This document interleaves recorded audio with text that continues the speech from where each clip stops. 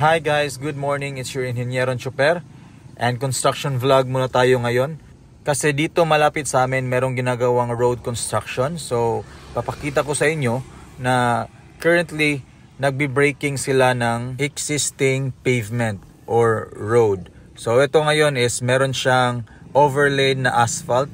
And nakikita nyo na itong breaker is nakatumbok siya sa kalsada. This is to prevent from being stolen kasi alam nyo naman yung panahon ngayon. But anyways, this vlog is not all about that. This vlog is all about safety. Kasi last night, ganito yung ginagawa nila.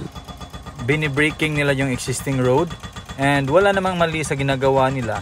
Medyo may kulang lang. As you can see, may dumadaan na mga private vehicles, mga motorista, and even mga pedestrian. So ito yung comment ko sa procedure nila. Wala silang protection. Number one, wala silang barrier sa area na ginagawa ng braking at sa mismong equipment. Based on my previous experiences, ito kasi yung ginagawa ko.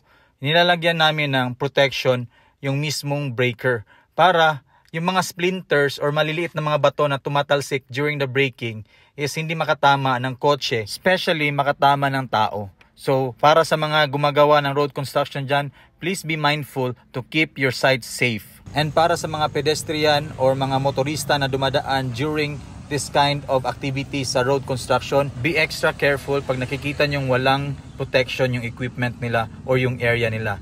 Kasi hindi nagpapahinga ang aksidente. So ayan guys, sana may natutunan kayo sa vlog na to. It's your Ingenyeron Chuper. God bless, stay safe, be safe.